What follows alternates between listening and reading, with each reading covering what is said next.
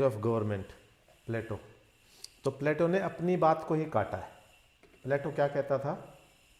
प्लेटो कहता था कि गवर्नमेंट कैसी होनी चाहिए? गवर्नमेंट ऐसी होनी चाहिए जिसमें सारी चीज़ों के ऊपर सरकार का अधिकार हो, प्राइवेट कुछ भी ना हो।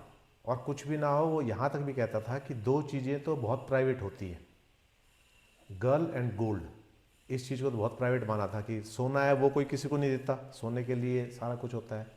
और किसी की भी गर्लफ्रेंड होगी किसी को देगा? किसी दूसरे के साथ शेयर करेगा? नहीं करेगा। आज के दौर में पत्नी हो गई, पत्नी को भी किसी के साथ शेयर नहीं करेगा।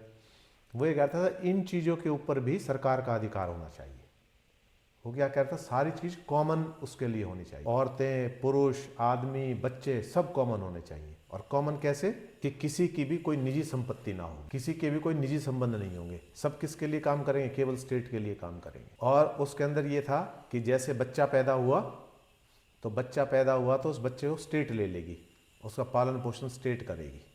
उस बच्चे को भी नहीं पता होगा कि उसका पिता कौन है, स्टेट ही उसका पिता होगा, यानी कि सभी लोग उसके पिता होंगे। ऐसे ही औरतें भी बराबर भागीदारी होगी। जैसे पहले हमने एजुकेशन के लिए बात की थी, तो उसमें कहते हैं ना कि औरतों की बराबर भागीदारी, राजकाज से लेकर प्रत्येक काम के अंदर औरतें, पढ़ाई लिखाई से लेकर हर चीज़ के अंदर औरतें बराबर भागीदारी होंगी समाज में, उनकी इक्वल पार्टिसिपेशन होगा उनका।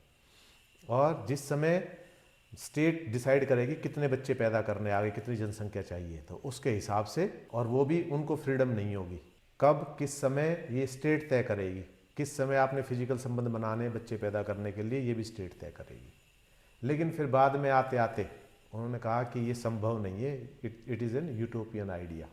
ये मैंने बहुत ही ऊंचा अकाल्पनिक बात कर दी थी, ऐसा संभव नहीं। तो यहाँ फिर ये अपनी इससे डिक्लाइन कर देता है। फिर वो क्या कहता है कि यदि ऐसा संभव हो जाता है तो बहुत ऊंचा स्टेट हो जाएगा। फिर तो जब प्रत्येक व्यक्ति राज्य के लिए काम कर रहा है, उसकी निजी कुछ भी नहीं है, ना निजी संपत्ति है ना है, तो किस चीज़ का तो दुख, किस चीज़ की लड़ाई, किस चीज़ का बंटवारा? जब मेरे पास कुछ है ही नहीं, तो सब स्टेट का है, तो बस उसी तरफ काम करेंगे लोग। तो यहाँ करके फिर उसने इस चीज़ को क्या बोल दिया कि वे यूटोपियन है ये, तो ये तो संभव है नहीं। तो फिर उसने दूसरी तरह की बात की। तो संभव क्या है उसके अंदर? तो उसने पहली बात की कि जो समाज के जो लोग हैं, रिस्पेक्टिव लोग हैं, वो मिलकर काम करें। दो तरह की इसने गवर्नमेंट की बात की है इसमें। इसने एक जब बात की थी तो उसमें कहा था कि ओलिगार्की, तो उसमें क्या होता है? स्मॉल ग्रुप ऑफ पीपल, कुछ लोग इकट्ठे हो जाते हैं जिनके सेम इंटरेस्ट होते हैं, और वो लोग क्या है, वो राज करते हैं किसी भी स्टेट के ऊपर या ऑर्गेनाइजेशन के ऊपर। एक तो ये हो गया। और दूसरा इसने कहा है टीमोक्रेसी। दो, तो दूसरा क्या है? टीमोक्रेसी, CRACY, ये हो गई। और एक और हो गई, वो है ओलिगार्की।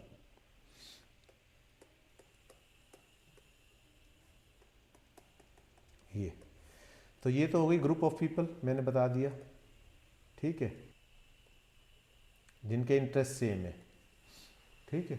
वो ऑर्गेनाइजेशन को लीड करेंगे या स्टेट को लीड करेंगे। और ये कौन से हो गए? ये है motivated by ambition of love and honour, motivated by love and honour, ये वो लोग हो गए, ठीक है। ये ग्रुप जो रूल करेगा, तो ये मान सम्मान के लिए, हमारा राजा बहुत अच्छा है, ये लोग बहुत अच्छे हैं। तो अच्छा लोग क्यों होना चाहते हैं? बड़ाई के लिए, ताकि उनको बड़ाई मिले, तो इसीलिए प्यार मिले उनको। लोग प्यार किसको करेंगे? एक अच्छे राजनेता को करेंगे या उसको करेंगे जो भ्रष्ट है? अच्छे को करेंगे। तो यहाँ उसने कहा कि ये जो दोनों चीज़ें हैं उसकी फिर बात कर रहा है। तो ये इन दोनों चीज़ों से क्या मिल गया? डेमोक्रेसी। फिर वो कह रहा है कि इनसे शुरू होगी डेमोक्रेसी, और वो किस में अंत होगा? डेमोक्रेसी, और वो आप आखिरी के अंदर खत्म हो गई कहाँ जाकर? ट्राइनी में। TRYTY।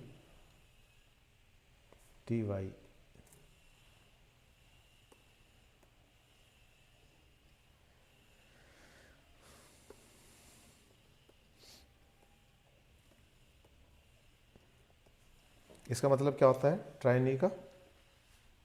इसका मतलब होता है वायलेंस, अत्याचार। ठीक है, तो यहाँ कैसा हो जाएगा बंदा? जनता पर जुल्म, ये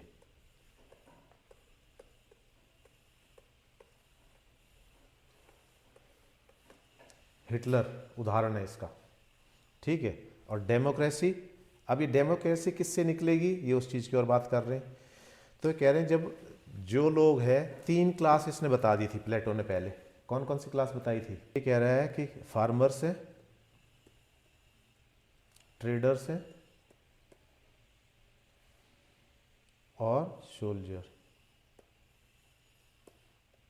ये जो मेन क्लास है, इनके अंदर से कुछ लोग इकट्ठे हो जाएंगे और वो कुछ लोग इकट्ठे होकर क्या करेंगे, इन हर एक इसको रूल करेंगे, तीनों को। और यहाँ क्योंकि जब डेमोक्रेसी होती है तो उसमें कैसा होता है, कैपिटलिस्ट गवर्नमेंट होती है, तो यहाँ रिच और पुअर ये 2 क्लास हो जाएंगी। तो इंटरेस्ट किसके फुलफिल होंगे, रिच के या पुअर के? रिच के, क्योंकि rich is having power of money. ये और ये लोग भी इसी में इकट्ठे हो जाएंगे और इनका जो ग्रुप बनेगा, वो ग्रुप क्या बनेगा, वो डेमोक्रेसी की ओर लेके जाएगा इसके अंदर। तो ये कह रहा है, तो ये जो लोग हैं ओलिगार्की जो है, ये किसको कर देगी, ये डेमोक्रेसी को जन्म दे देगी। ठीक है, हर एक ग्रुप से जब लगभग लोग हो जाएंगे इकट्ठे, तो ये ट्रेडर्स हो जाएंगे, ये हो जाएंगे, ये सारे जनता जब इकट्ठी हो जाएगी, कुल मिला के जनता के कुछ नुमाइंदे इकट्ठे हो जाएंगे, वो किस चीज़ को जन्म देंगे, वो मोनार्की को ख़त्म करके डेमोक्रेसी होगी। जैसे तुमने हिस्ट्री के अंदर पढ़ा होगा, फ्रेंच रिवॉल्यूशन किसने था, आम जनता ही तो आई थी उसके अंदर। और उन्होंने क्या है, उनके जो नुमाइंदे थे उनने किसको ख़त्म कर दिया, मोनार्की को ख़त्म करके डेमोक्रेसी इस्टेब्लिश कर दी। और डेमोक्रेसी ऐसी नहीं, सारी जनता राज करने लग गई थी, जनता के चुने हुए कुछ नुमाइंदे वो राज कर रहे थे, जिन्होंने एक्टिवेट किया था जनता को। ठीक है, कि हम तुम्हारा भला करेंगे। जैसे फार्मर ग्रुप से कुछ लोग आ गए, कुछ ट्रेडर से आ गए, कुछ सोल्जर से आ गए, हर उससे लोग बाग आ गए थे, आम जनता इकट्ठी हो गई, तो उसने क्या कर दिया, डेमोक्रेसी। ठीक है, ये जो ग्रुप्स बने थे इनके अपने हित थे ना, सबके हित थे, इसलिए डेमोक्रेसी बना ली। मोनार्की चल नहीं सकती थी एक आदमी का शासन, क्योंकि ये पावरफुल होने लग गए थे। अब इनके जो ग्रुप थे वो सब मिलके उन्होंने क्या बना ली, डेमोक्रेसी बना ली। डेमोक्रेसी में सबके हित सधने लग गए, तो डेमोक्रेसी आखिरी में कहाँ जाएगी, खत्म होगी, यहाँ पर। तो ये कह रहे हैं कि डेमोक्रेसी को इसलिए ये सही नहीं मानते, क्योंकि डेमोक्रेसी में कैसी हो जाएगी, जिनकी ज़्यादा वोट है वो जीत जाएंगे। वो किसी भी नाम पे हो सकता है। यहाँ डेमोक्रेसी के अंदर क्या हो रहा है, डेमोक्रेसी के अंदर वोट्स किस चीज़ के नाम पर मांगी जा रही है, कहीं जाति के नाम पे मांगी जा रही है, कहीं क्षेत्र के नाम पर मांगी जा रही है, कहीं और किसी उस पर मांगी जा रही है। तो मतलब डेमोक्रेसी के अंदर क्या होता है, वोट्स करने के लिए हमें कोई ना कोई कमजोरी चाहिए।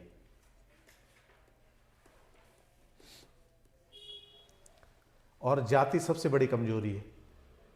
मैं तुम्हारा उद्धार कर दूंगा, तुम्हें इससे मुक्ति दिला दूंगा, तुम्हारा रिप्रेजेंटेशन होगा।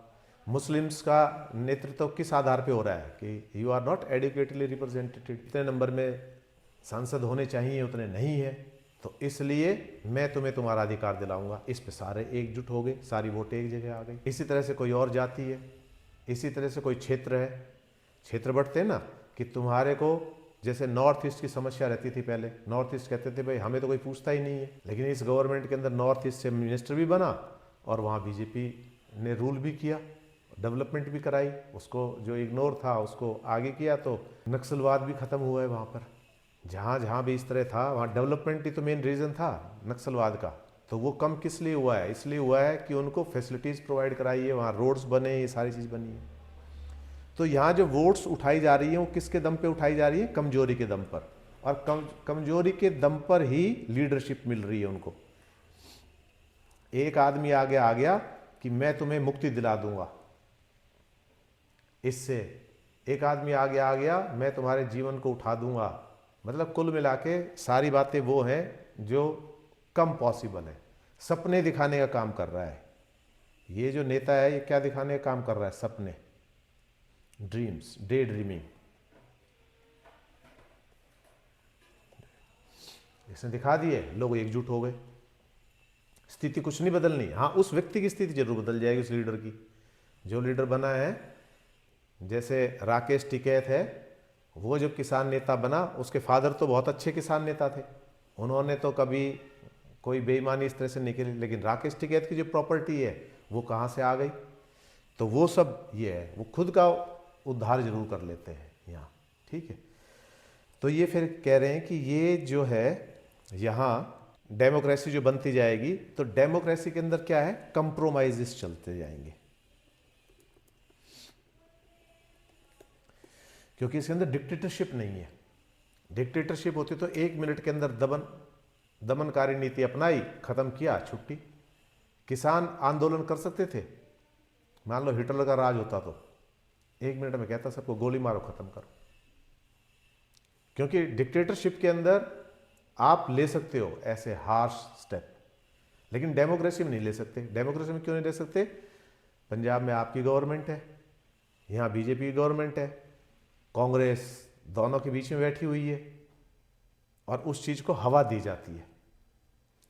और इस गवर्नमेंट ने तो ऐसा कोई काम नहीं किया, ना किसानों पे गोली चलवाई, ना किसानों के ऊपर मतलब रोक टोक है, भाई ठीक है अपने तरीके से आप करो। बहुत लंबा आंदोलन भी रहा, लेकिन ये सारे अब क्या है? पॉलिटिकली मोटिवेटेड है। तो यहाँ क्या है? स्वार्थ बीच में आ जाते हैं, क्योंकि सरकार को अपनी शासन जाने का डर होता है, इसलिए बहुत हार्श स्टेप नहीं ले सकती, कि उनको पता है अगली बार जनता उतार देगी कुछ भी लिए। तो ज़्यादातर काम किसके फेवर में होता है? जनता के फेवर में होता है। और अल्टीमेटली इस तरह जाते जाते डेमोक्रेसी क्या होती है? एक समय वो आ जाता है कि डेमोक्रेसी खतरे में पड़ जाती है। वहाँ फिर किसकी जरूरत होती है? वहाँ फिर दमनकारी नीति की जरूरत होती है। वो कह रहा है डेमोक्रेसी एंड्स इन ट्रायनी, ये बात लिख रहा है।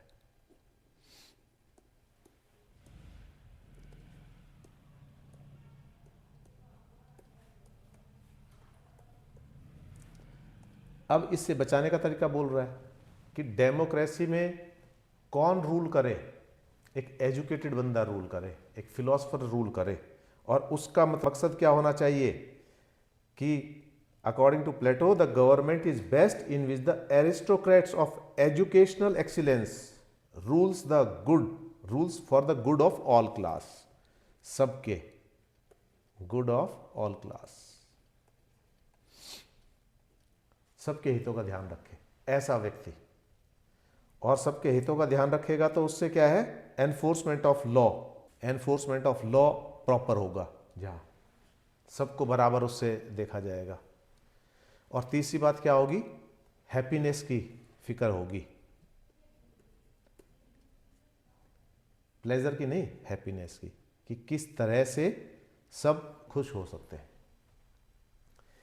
क्योंकि हैप्पीनेस के लिए कष्ट उठाना पड़ सकता है, आनंद के लिए आपको डिसिप्लिन होना पड़ेगा, ये हम पहले बात कर चुके हैं इस पर। प्लेजर्स के लिए नहीं, तो यहाँ प्लेजर्स की नहीं कर रखा है। Good of all class warrior support the enforcement of law which laid down by the best educated in which the worker observe the rule with sobriety।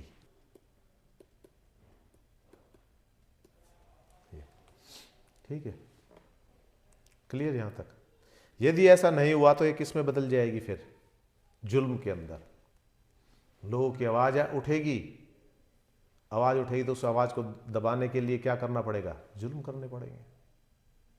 सरकार का पलटा कितनी सरकारें तख्ता पलट होती हैं, तो उनके लिए वो सारी, तो यहाँ तक ठीक है। तो ये कह रहे हैं, अब ये कह रहे हैं कि ऑटोक्रेट्स होने चाहिए। ऑटोक्रेट्स का मतलब क्या है यहाँ? एरिस्टोक्रेट्स जो हैं, जिनका समाज के अंदर जो एक वैल्यू रखते हैं, ठीक है, उनकी बात कर रहे हैं। तो ऐसे लोग कौन होने चाहिए? एजुकेटेड होने चाहिए। तो सरकार कौन चलाए यहाँ? ये कह रहे हैं कि एजुकेटेड होना चाहिए, यंग होना चाहिए, एनर्जेटिक होना चाहिए, ये सारे गुण उसके अंदर होने चाहिए, तभी आप उसमें करोगे। तो फिर ये कह रहे हैं कि दो चीज और आ जाएगी। डेमोक्रेसी तो हमने डिफाइन कर दी ना इसमें। तो ये कह रहे हैं इसके लिए क्या है? ये कह रहे हैं कि बिजी बॉडीज,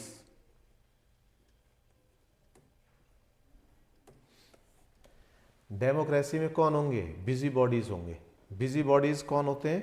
जो दूसरों की लाइफ के अंदर बहुत ज़्यादा इंटरेस्ट रखते हैं, ठीक है, those who are interested in others life. ऐसे ही लोग तो बनेंगे आगे लीडर। इनके जीवन में से कमी देखी, ये देखी, उनको संगठित किया अपने उद्देश्य के लिए, वो सब। तो इसके अंदर फिर क्या हो जाएगा? ये डेमोक्रेसी के अंदर क्या है? रिच लोगों के इंटरेस्ट फुलफिल होते हैं।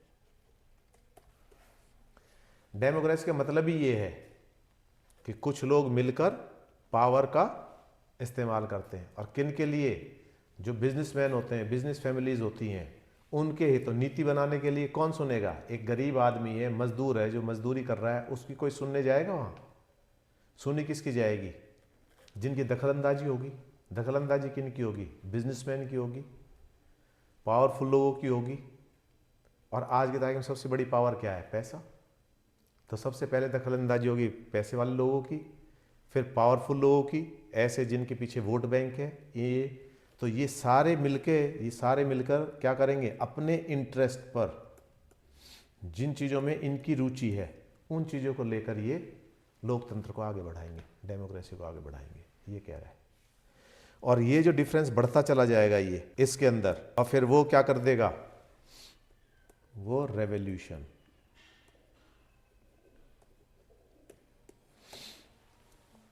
सरकार के खिलाफ विद्रोह कर देगा। जब ये चीज़ें अति हो जाएंगी, जब सारे इंटरेस्ट इनके फुलफिल होने शुरू हो जाएंगे, ठीक है। विद्रोह तभी तो होता है, कोई भी मनमानी चीज़ इस तरह की हो जाएगी। तो फिर क्या है? तो रिच और पुअर जो है, ये कह रहे हैं कि रिच और पुअर जो है, इनके बीच में हमेशा एक क्लैश चलता रहेगा।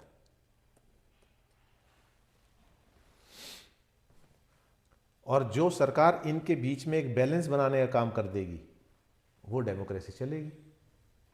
और जब ये गैप बहुत ज़्यादा बढ़ जाएगा, तो क्या है?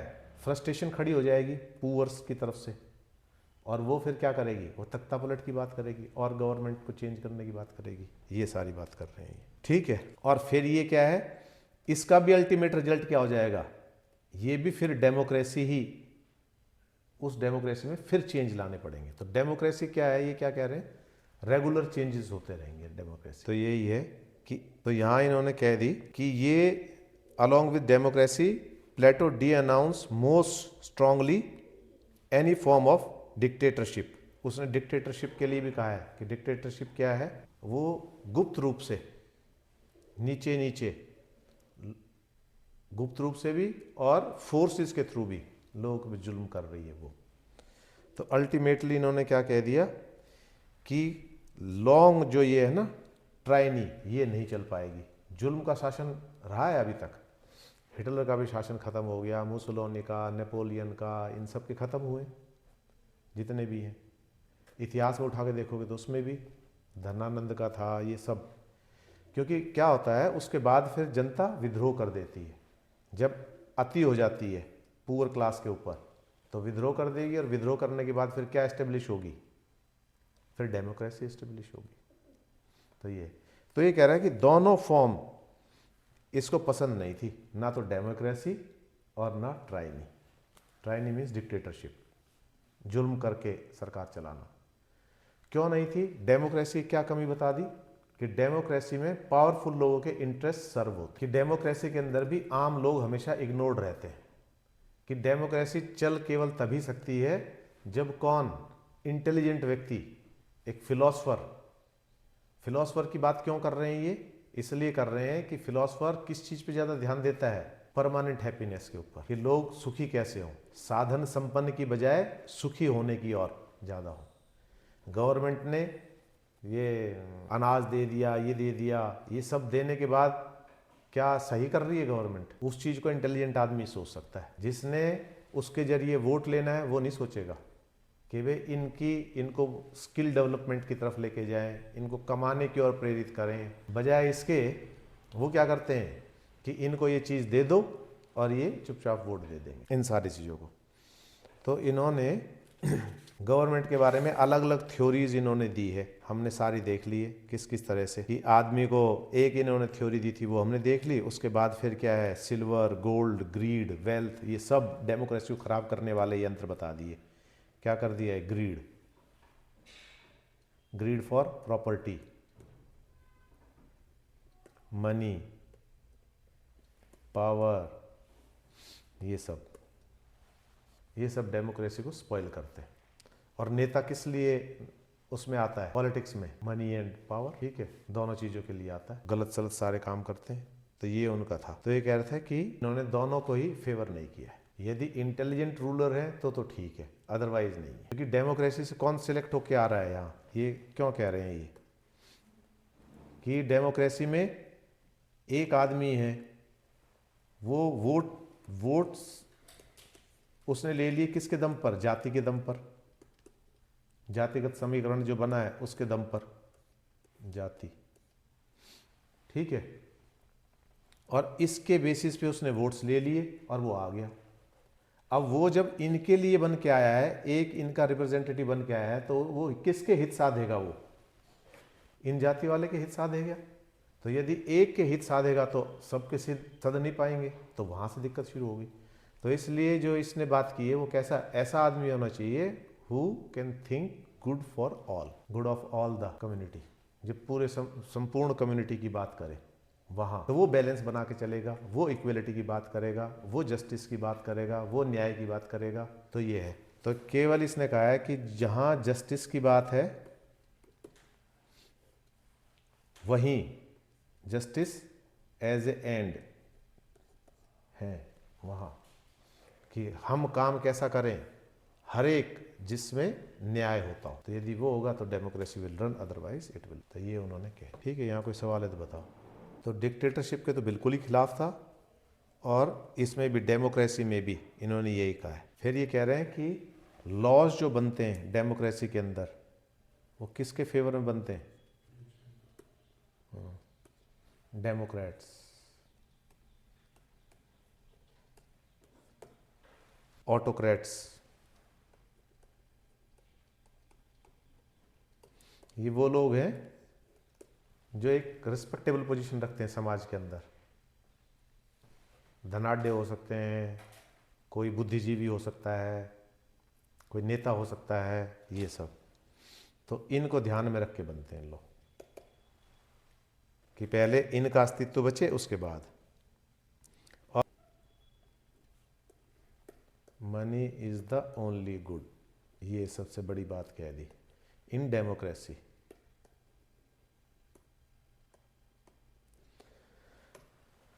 नेता भी पैसा कमाना चाह रहा है और वोट भी पैसे के दम पे कर रहा है। 2100 रुपये तुम्हें दे देंगे महिलाओं को, 6000 किसानों को दे देंगे, 4000 इसको दे देंगे, 3000 इसको दे देंगे। तो सारी बात किसके ऊपर हो रही है? मनी के ऊपर। ठीक है।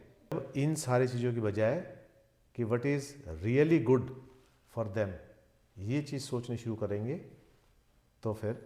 और एक बात और कह दी, जस्टिस इज द, डेमोक्रेसी के अंदर is the advantage of strongest, stronger, कि न्याय किसका गुलाम है? जिसकी लाठी उसकी भैंस, ये कह रहे हैं। लेकिन न्याय प्रक्रिया हमारी डेमोक्रेसी इतनी लंबी क्यों चल रही है? कि we are continuously making reform in that. न्याय वकील बहुत ज़्यादा फीस लेते हैं, तो हमने क्या कर दिया उसके लिए? गरीबों के लिए हम प्रोविज़न लेके आ गए। एक चीज़ का लेके आ गए, लीगल एड का। लीगल एड का। तो इसीलिए डेमोक्रेसी में रिवॉल्यूशन नहीं हो रहा। इंडियन डेमोक्रेसी में रिवॉल्यूशन क्यों नहीं हो रहा? क्योंकि लगातार हम पुअर जो है चेंजेस भी कर रहे हैं और पुअर को एड्रेस भी कर रहे हैं। हम केवल एक के हित नहीं साध रहे। जो गरीब लोग हैं उनके लिए हम स्किल डेवलपमेंट है और प्रोग्राम है, लीगल एड का हो गया, इंश्योरेंस का हो गया, अभी गरीबों के लिए हेल्थ का हो गया, एजुकेशन का हो गया, ये सारी चीज़ें हम कर रहे हैं। तो हम क्या है, इनका मकसद क्या है? टू रिड्यूस द गैप, सबको बीपीएल से ऊपर लाना, बिलो पॉवर्टी लाइन से ऊपर लेना। और कुछ हद तक सरकार सफल भी हुई है, बहुत सारे लोगों को बीपीएल से ऊपर लेके आई है।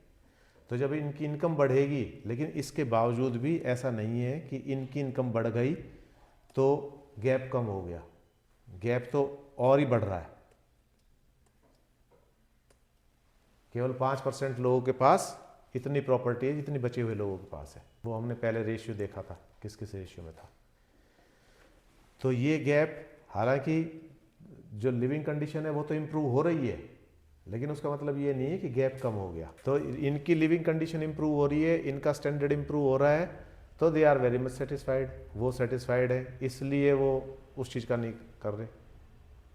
ठीक है, एक समय ऐसा आएगा, यूँ बढ़ते बढ़ते जब गैप बहुत ज़्यादा बढ़ जाएगा तो ये गरीब क्या है, जैसे मार्क्सिज्म कहता है, मार्क्सिज्म कहता है 95% लोग गरीब हैं, 5% लोग कैपिटलिस्ट हैं। तो अंत तक क्या होगा, इनकी प्रॉपर्टी छीनी जाएगी, गरीब सारे मिलके क्या करेंगे, उस प्रॉपर्टी को छीनेंगे। सेटिस्फेक्शन होगा तो फिर कम्युनलिज्म आएगा, वो अलग धारा है। तो यहाँ जो है, समझ में आ गया कि यहाँ हमारी जो डेमोक्रेसी है वो किन का ख्याल रख रही है, हर तबके का ख्याल रख रही है, इसलिए डेमोक्रेसी चल रही है। जिस दिन डेमोक्रेसी के अंदर ये नज़र आना, साफ नज़र आना शुरू हो जाएगा कि डेमोक्रेसी इज़ फेवरिंग समबडी, उस दिन डेमोक्रेसी के खिलाफ आवाज़ उठनी शुरू हो जाएगी। ठीक है।